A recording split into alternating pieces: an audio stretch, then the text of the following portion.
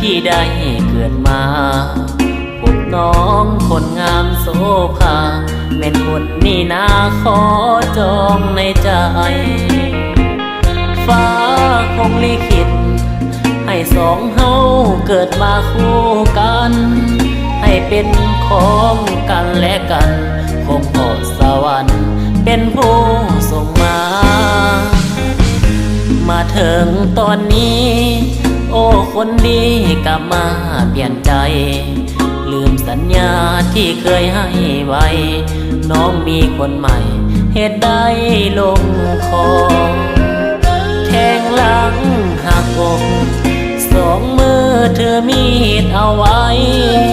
แล้วมาเสียบแทงหัวใจโทรหากู้ภัยส่งICU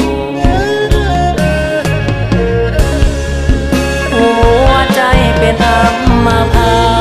ตเพราะอ้ายขาดน้องบ่ได้หาหมอรักษาแผลใจมันบ่เศร้าบ่หายจากเธอหากน้องนั้นบ่หักอ้ายคงตายอยู่บ่อนนี้ได้โปรดเถิดนะคนดีอย่าปล่อยให้อ้ายขาดใจเกิดไม่พันครั้งจะให้รอไปถึงศาสนาจะขอหักน้องขวัญตาขอต่อเวลาอย่าจากอ้ายไปหักน้องคนนี้หักน้องคนเดียวบอกเคยหักใคร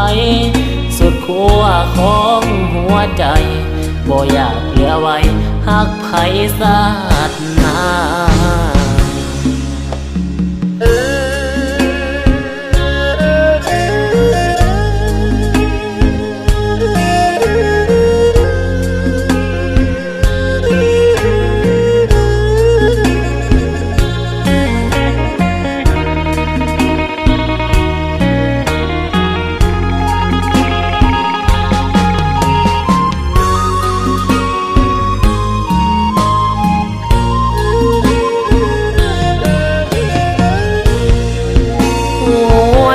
เป็นอัมพา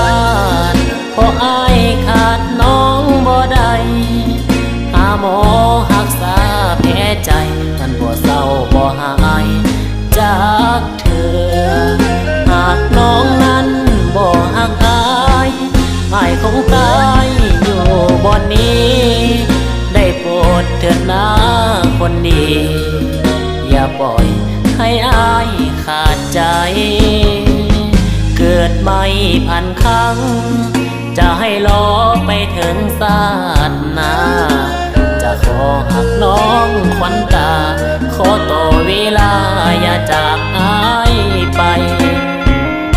หักน้องคนนี้หักน้องคนเดียวบอกเคยหักใคร